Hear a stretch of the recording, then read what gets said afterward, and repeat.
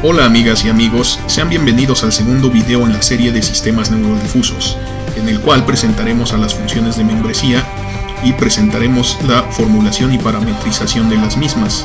En particular hablaremos de funciones de membresía unidimensionales, presentando sus tipos más comunes en dominios continuos y en dominios discretos. Ok, aquí tenemos una función de membresía genérica que representa el conjunto difuso A. Recordemos que este tipo de funciones pues son un mapeo de este espacio de discurso, que es el intervalo definido entre x0 y xn, hacia los números reales contenidos entre el 0 y el 1. Entonces, esta parte del dominio pues es nuestro espacio de discurso o conjunto universo. También es importante mencionar que a pesar de que aquí parece ser solo una distancia, la diferencia entre xn y x0, por esta notación tipo cota, en realidad en el espacio de discurso nos estamos refiriendo a todos los puntos que están contenidos entre estos dos valores. Entonces todos los puntos del dominio entre x0 y xn. Ahora bien, tenemos también la idea de un conjunto que se puede definir en este mismo eje del espacio de discurso, que se llama soporte de A, haciendo A nuestro conjunto difuso descrito por esta función de membresía, y son todos los valores x, todos los puntos del espacio de discurso, en los cuales la función de membresía vale mayor que 0 estrictamente. Es decir, son todos los puntos, todos los elementos que de alguna forma ya tienen membresía en el conjunto difuso A. Entonces, pues podemos darnos cuenta que aquí, según esta gráfica, pues representa todos estos puntos del espacio de discurso. Entonces es un conjunto en el dominio. El soporte de A es un conjunto en el dominio y de hecho es un subconjunto del espacio de discurso, como podemos verlo en el dibujo. Muy bien, asimismo tenemos la idea del núcleo de A, o también a veces llamado kernel, otro subconjunto del espacio de discurso, en donde encontramos los elementos en los cuales nuestra función de membresía vale 1. Es decir, este conjunto del núcleo denota un subconjunto de todos los elementos del conjunto difuso A que pertenecen plenamente al conjunto A. Su membresía vale exactamente 1. Entonces, pues representa, en el caso de este dibujo, todos los elementos, estoy aquí dibujando de rojo, en los cuales precisamente la membresía es 1. Para estos elementos, la membresía es completa en el conjunto difuso A, mientras que para elementos que están en el soporte, digamos, de este lado, pues la membresía puede ser menor. No es completa, sin embargo, pues ya pertenecen de cierta forma al conjunto difuso A. En el caso de los elementos del núcleo, aquí no hay duda, su pertenencia es completa, su membresía es completa en el conjunto difuso A. Ok, asimismo tenemos la idea de los puntos de crossover, que no son otra cosa sino los puntos del dominio, o sea del espacio de discurso, en los cuales pues la función de membresía alcanza exactamente el valor de 0.5, es decir, la mitad del valor permitido en el rango. Se les conoce como puntos de crossover y entonces pues son solo dos puntos en este ejemplo. Desde luego, si la función de membresía tiene diferente forma, puede haber muchos puntos de crossover para un solo conjunto difuso, pero estos no serían conjuntos difusos básicos. Esta que tenemos aquí en azul sí sería un conjunto difuso básico, y con eso nosotros tenemos estos dos puntos de crossover únicamente. Entonces así quedan definidos. Simple y sencillamente son los puntos en los cuales la membresía vale 0.5. Adicionalmente también podemos definir otros subconjuntos del espacio de discurso, definidos como los cortes alfa. Entonces aquí tenemos un corte alfa, pensando en que alfa es efectivamente un número real entre 0 y 1, y definimos el corte alfa como todos los puntos del dominio en los cuales la membresía en el conjunto difuso A es mayor o igual que ese valor seleccionado, que es el número alfa. Entonces podríamos ver, según el dibujo que aquí pues nos describe este intervalo que está cerrado entre estos valores, donde la función de membresía vale exactamente alfa y pues es un conjunto cerrado. Aquí es un intervalo cerrado, serían todos estos puntos intermedios. Así también tenemos la idea del corte alfa fuerte en esta ocasión, y si tomamos como referencia el mismo valor de alfa, aquí nos damos cuenta que la única diferencia en realidad es que la desigualdad ahora pues es estricta. Quiere decir que entonces aquí es un intervalo abierto el que estamos considerando. Es decir, son todos los puntos internos, pero no tocamos los límites. Entonces estos puntos en los límites desde luego pues quedan vacíos, no los tocamos, pero todos los puntos interiores pues están contenidos en este conjunto llamado corte alfa fuerte. Hay que recordar que todos estos son subconjuntos del espacio de discurso. Ok, ahora en pantalla tenemos lo que se conoce como función de membresía trapezoidal. Esta en particular pues es muy sencilla, por eso es muy popular, debido a que está pues hecha por líneas rectas, es decir, su estructura matemática es muy sencilla. De hecho, su definición aquí la tenemos, desde luego es una función continua por intervalos, es decir, está definida a trozos y se encuentra definida sobre el universo que pensemos aquí es este intervalo cerrado de x0 hasta xn, y vemos básicamente cómo va tomando los valores difusos entre 0 y 1 en una región entre A y B, entre estos dos valores, y después permanece en la unidad entre B y C, y después empieza a perder membresía gradualmente entre los parámetros C y D, estos dos valores, y finalmente pues tenemos 0 otra vez. Entonces pues esta es una función de membresía muy sencilla, es muy popular por su sencillez, y vemos que no necesariamente necesitamos que sea simétrica, es decir, aquí las pendientes de subida en el intervalo A y B pues es diferente que la pendiente de bajada, es decir, pues no tiene por qué ser simétrica, y esto nos proporciona precisamente libertad para incluir un sinnúmero de casos. Precisamente llamemos a estos números A, B, C y D parámetros de la función de membresía. Entonces podemos establecer lo siguiente. Aquí utilizamos una notación un poco más al estilo de computación. Desde luego esto quiere decir la función de membresía, cuya definición pues tenemos aquí de este lado. Entonces aquí lo único que estamos diciendo es que explícitamente estamos apuntando los parámetros que configuran precisamente nuestra función trapezoidal, y por eso los escribo aquí después de este punto y coma, haciendo hincapié en que esta x pues demuestra la dependencia, o sea, cuál es la variable independiente en nuestro espacio de discurso, en este caso la letra x, como la vemos aquí. Entonces x es la dependencia de la variable, son los elementos que tenemos que probar, y aquí únicamente hacemos referencia a los parámetros, los valores numéricos ya directamente, donde se encuentran las esquinas de esta función de membresía. Asimismo, esta representación es interesante porque esta representación de la función de membresía trapezoidal nos permite configurar muchos casos particulares, como los que tenemos aquí en pantalla del lado derecho. Entonces vamos a ver cómo adaptaríamos los parámetros de esta función de membresía trapezoidal para representar precisamente estos tipos de funciones de membresía. Ok, entonces esta sería la configuración en la función de membresía trapezoidal que tomaríamos para poder representar una función de membresía triangular. Hay que notar también que la función triangular no tiene por qué ser simétrica. Entonces vemos que los dos elementos centrales, los dos argumentos centrales, pues son idénticos en esta ocasión. Es decir, no son diferentes como aquí. Los volvemos iguales y entonces estos vértices terminan por juntarse.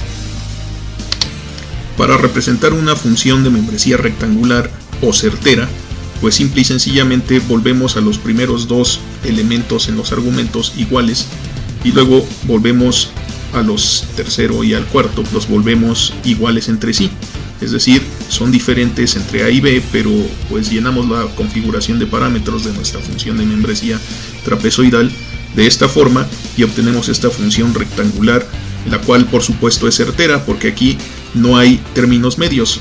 Los elementos del espacio de discurso o no pertenecen al conjunto y vale 0 su membresía, o pertenecen completamente al conjunto difuso y su membresía es igual a la unidad. En este caso tenemos lo que se conoce como singletón, y esto es cuando los cuatro parámetros de configuración de la función de membresía trapezoidal son exactamente iguales. Entonces aquí tenemos una particularidad de un conjunto certero en el cual solo un elemento, en este caso el que tiene el valor A, pertenece al conjunto difuso. Entonces los cuatro elementos de configuración, sus cuatro parámetros, son exactamente el mismo valor. Y aquí finalmente lo que tenemos son funciones certeras por izquierda y certeras por la derecha. Entonces podemos ver que en el caso de la función certera por la izquierda, pues tenemos que los dos primeros parámetros son idénticos.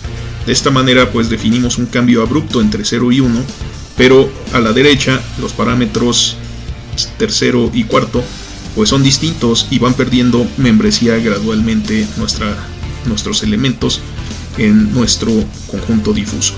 Asimismo, cuando tenemos una función certera por la derecha, pues el tercer y cuarto elemento son los que son iguales y la membresía se pierde abruptamente con el incremento de x en este punto C.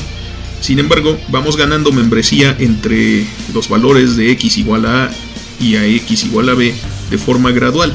Entonces es difusa por la izquierda pero certera por la derecha. Asimismo, esta es de aquí es certera por la izquierda pero difusa por la derecha. Estas son principalmente las razones, lo cual hace que esta función de membresía trapezoidal pues sea muy versátil, además de muy sencilla en términos matemáticos. Aquí en pantalla ahora tenemos dos funciones de membresía cuyo espacio de discurso es todos los números reales, es decir, están definidas para todo número real. Su conjunto universo pues es todos los números reales, no está acotado. Sin embargo, pues vemos que pueden ser en ese caso abiertas por la izquierda o abiertas por la derecha. Y esto se refiere a lo siguiente. Si nombramos a estos conjuntos difusos, es decir, cuando tenemos la función abierta por la izquierda, pues vemos que el límite cuando x tiende a menos infinito, es decir, para todos los números, cuando estamos pues hasta el extremo de los números reales, el extremo izquierdo, la membresía sigue valiendo 1. Mientras que pues cuando nos vamos hacia el extremo positivo, los números reales pues tiende a 0. Es así como podemos decir que una función de membresía es abierta por la izquierda. Por otra parte, si la función de membresía pues es ahora la contraparte, por así llamarlo, pues nos vamos a dar cuenta que cuando estamos al extremo derecho de los números reales, pues la membresía sigue siendo la unidad. Mientras que si nos vamos al extremo izquierdo de los números reales, pues en esta ocasión tendremos que la membresía es 0. Lo que es importante es notar que pues tenemos estos límites que definen hacia qué lado se considera abierta. Pero también es importante que caigan a 0 en algún momento dado. Además, es posible definir otro tipo de funciones, otro tipo de curvas, de funciones de membresía, que no sean exactamente la función trapezoidal. Por ejemplo, tenemos el caso de la función de membresía gaussiana o de las campanas generalizadas que tienen este tipo de fórmula, o de estas que son asimétricas, que se pueden obtener en términos de funciones de curvas logísticas. Aquí tenemos una curva logística que trazaría la primera parte de esta curva y después tendríamos que conmutar a otro modelo en el que vamos a tener pues de alguna forma algo similar, en el que vamos a tener una curva de este estilo pero con el exponente de signo contrario. Entonces tendríamos algo como esto para representar esta segunda parte. Sin embargo, aquí pues estos tendrían que ser diferentes argumentos, es decir, tendríamos otro valor A1 diferente de A, C1 diferente de C, por ejemplo, para que la curva pues no fuera simétrica. Este tipo de curvas, sin embargo, es más difícil encontrarlas, y si requerimos una función de membresía que sea no simétrica, pues la podemos generar, como vimos, fácilmente con esta función de membresía trapezoidal. Ok, la función de membresía gaussiana desde luego tiene esta fórmula, esta la conocemos bien de la teoría de probabilidad, y tiene parámetros también. Tenemos aquí el parámetro C, que pues nos dice dónde está el centro de esta curva, dónde alcanza la unidad, y tendríamos el parámetro sigma, que nos dice qué tan ancha o qué tan angosta es esta curva. Entonces pues el parámetro sigma controla qué tan abierta o qué tan cerrada es esta curva, es decir, si sigma es más pequeña, pues lo que vamos a ver es que esta curva se hace más angosta. Si sigma es más grande, pues vamos a ver el fenómeno contrario, vamos a ver cómo esta curva se hace más amplia. Entonces eso es lo que controlan estos parámetros. Usando una terminología más apropiada para la computación, pues podríamos pensar en definir este tipo de curvas gaussianas de membresía, de referirnos a ellas en esta notación. Igual aquí tenemos la dependencia de la variable independiente, aquí está, Y luego tenemos después del punto y coma los dos parámetros. En este caso, pues, que necesitamos el parámetro C, que sería la media, y el parámetro sigma, que denota la varianza.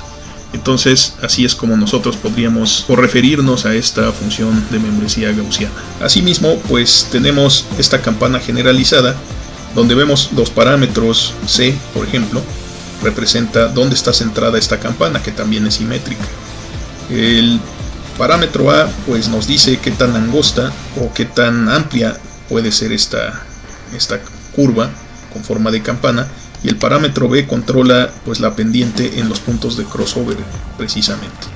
Entonces, utilizando igual un lenguaje más apropiado para la computación, podríamos escribir esta expresión donde pues nuevamente A, B y C son parámetros y X pues es la variable independiente, los puntos que nosotros queremos probar la membresía en determinado conjunto difuso. Ok, además las funciones de membresía no necesitan ser continuas necesariamente.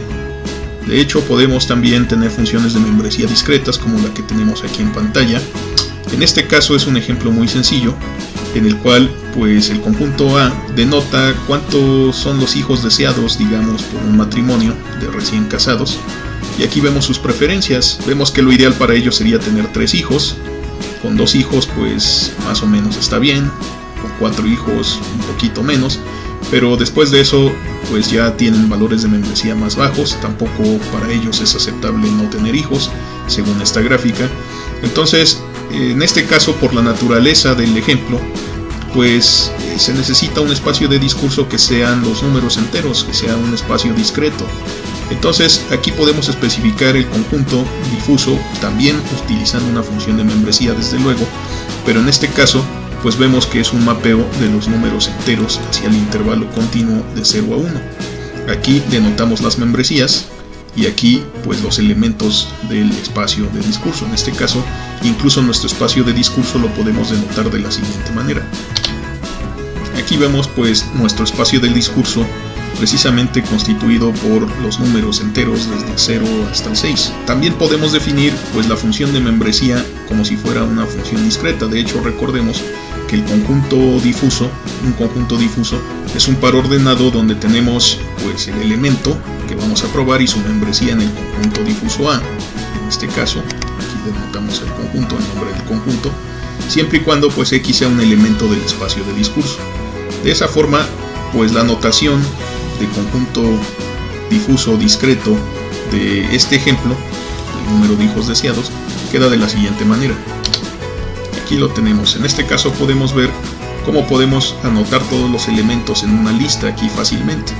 Entonces al número 0 pues le corresponde la membresía 0. Al número 1 le corresponde la membresía .3 y así sucesivamente. Aquí vemos que el número ideal de hijos para esta pareja es el número 3, puesto que obtiene una membresía del 1 en el conjunto difuso. Sin embargo, no siempre podemos establecer un orden en el conjunto del universo. Por ejemplo, si nuestro conjunto universo fueran 3 ciudades del país México, entonces pues vamos a pensar que estas ciudades las tenemos pensada para asignar una preferencia dependiendo de si nos gustaría vivir ahí o no, o qué tanto. Entonces pensemos únicamente en 3, pero pueden ser las que sean. Entonces aquí tenemos la Ciudad de México, Celaya, que está en Guanajuato, y Cancún, que está en Quintana Roo, en la península de Yucatán. Entonces vamos a asignarle preferencias a un criterio, utilizando un criterio arbitrario, pero desde luego Celaya, la Ciudad de México y Cancún no pueden ser acomodadas como los números, ¿verdad? 1, 2, 3, 4 que siguen un orden. Estos no tienen un orden en particular, solamente son ciudades. Sin embargo, ya que especificamos cuál es el universo, cuál es el conjunto de discurso, el espacio de discurso, que son ciudades, hay que recordar que ciudad, en este caso ciudades, una ciudad puede ser reemplazada por Ciudad de México o puede ser reemplazada por Celaya, es una variable lingüística, vaya. Entonces, aquí, pues ya que hemos especificado nuestro conjunto universo, podemos especificar nuestro conjunto difuso B.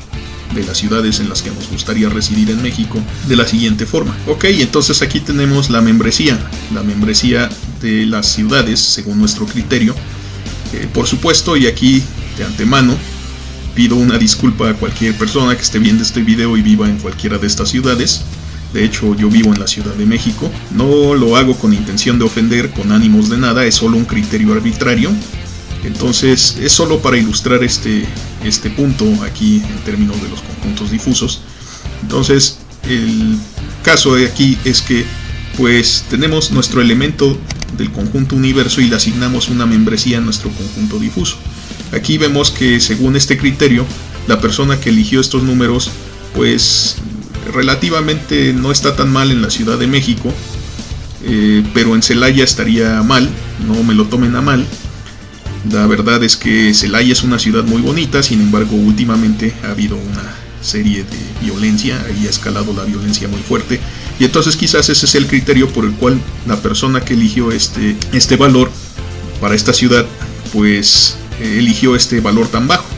Entonces después a lo mejor esta persona le gusta mucho el mar, no lo sé, y pues eligió Cancún porque Cancún pues es una ciudad turística que está situada en el mar. Entonces pues estos son criterios que una persona pudo tomar. Quizás pues hay personas que puedan tomar otro tipo de criterio y les guste vivir en un lugar, no les guste vivir en otro lugar, y pues más o menos le guste o no le guste vivir en distinto lugar. Eso sería dependiendo de cada persona. Es aquí una vez más donde entra lo subjetivo de la lógica difusa. Nos permite incluir la subjetividad fácilmente. Entonces pues aquí hemos visto cómo podemos incluso también formar conjuntos difusos con objetos que no pueden ser ordenados, no tienen un orden en general, no lo necesitan, vaya. Entonces aquí pues ya tenemos esta idea. Para cerrar esta idea, para generalizarla bien, pues vamos a poner aquí cómo probaríamos la membresía de alguno de estos tres objetos, digamos la Ciudad de México. Escribiríamos la función de membresía que hace alusión al conjunto B y pues probamos el elemento Ciudad de México, que es un elemento desde luego del conjunto universo, del espacio de discurso, y le asignamos la membresía 0.7.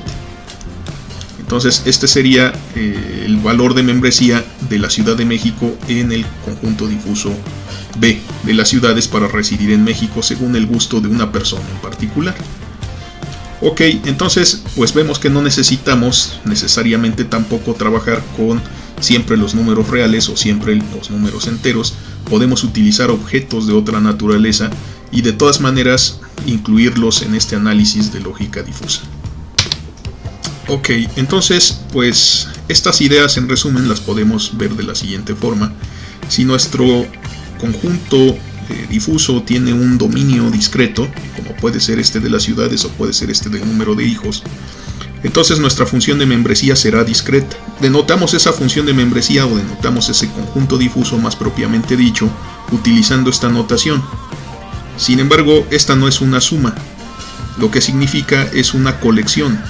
Más adelante vamos a ver las operaciones difusas en otro video, posiblemente en el siguiente, y nos vamos a dar cuenta que a la operación de inclusión, o sea, a una unión, asignamos la palabra o la famosa OR, y entonces pues se le asocia también el símbolo de la suma. Eso es clásico desde la teoría de los conjuntos del álgebra booleana. Entonces eso es la idea, de que es una colección de elementos. Por ejemplo aquí 0, 1, 2 hasta 6, todos esos elementos, y los tenemos que ir probando la membresía de cada uno de ellos. Entonces pues podemos hacer una lista como esta que tenemos aquí, y eso denota que es una unión. O sea, podemos hacer subconjuntos, podemos quitar el 0 y el 1 y quitar del 4 el 5 y el 6 y quedarnos con el 2 y el 3, y eso sería un subconjunto. Entonces pues si vamos agregando, si vamos coleccionando cada vez más elementos hasta anotarlos todos con sus respectivas membresías, pues estamos haciendo una agregación, estamos haciendo una especie de unión que se denota por este símbolo sigma, que es relativamente parecido a la idea de sumar cosas, pero no aritméticamente. Asimismo, pues aquí tenemos el símbolo de la integral cuando nuestra función es continua, como los ejemplos que empezamos analizando al principio en este video. Sin embargo, esto no quiere decir que sea una integral. Aquí lo único que quiere decir es que la naturaleza de nuestra función de membresía es ser una curva continua definida en un intervalo que es el espacio de discurso, como hemos estado analizando, donde vimos estas funciones trapezoidales, gaussianas, etcétera, etcétera. Entonces son funciones continuas. Lo mismo, vamos coleccionando todos los elementos con su respectiva membresía y en el conjunto difuso al que queremos hacer énfasis, al que queremos hacer alusión. Y pues una vez que los coleccionamos todos, definimos precisamente un conjunto difuso, tal como era la idea de definirlo como un par ordenado de cosas. Entonces el elemento y su membresía en un conjunto. Entonces es la misma idea, pero escrita de una forma más abreviada. Eso quiere decir también que podemos escribir, por ejemplo, en el caso del número de hijos, podemos escribir en este conjunto A la siguiente notación. Aquí la tenemos. Entonces, pues vemos efectivamente el uso de los signos más, como si fueran sumas, pero en realidad, ahorita vamos a adelantarlo, lo único que significan son la operación lógica unión. Estos símbolos no denotan división, no son divisiones, de hecho este no estaría definido, estamos dividiendo entre cero. Entonces, pues lo único que denotan es la membresía, en todos los casos, y pues a qué elemento le corresponden, al 0, o al 1, o al 2, al 3, etcétera, etcétera. Entonces anotamos la membresía y pues ponemos este signo diagonal y anotamos el elemento. Eso es lo que estamos haciendo en esta anotación. Y esta suma, nuevamente, pues quiere decir una unión lógica, no es una suma algebraica. Entonces pensemos cómo podríamos representar este conjunto difuso utilizando igual esta notación. Y esto es de la siguiente forma. Aquí lo tenemos. Entonces, cualesquiera de estas dos formas, esta o esta, pues están bien escritas, significan exactamente lo mismo. Entonces esto es cuestión de notación. Desde luego, cuando tenemos una función continua no podemos establecer esta notación, nunca acabaríamos, puesto que esta variable pues es un continuo. Entonces igual muchas veces los números que nosotros vamos a considerar o que podrían considerarse son demasiado largos, son muchos números discretos, es un conjunto muy grande en el cual pues igual hacer este tipo de listas pues ya no nos conviene. Entonces es una forma de abreviar las notaciones de los conjuntos difusos. Ok, amigas y amigos, pues muchas gracias por su atención. Hemos llegado al final de este video. No se les olvide darle like y suscribirse si es que les ha gustado o les ha sido de utilidad. Esto me ayuda a seguir creando contenido nuevo de este tipo para hacer crecer este canal. Muchas gracias y nos vemos en el próximo video.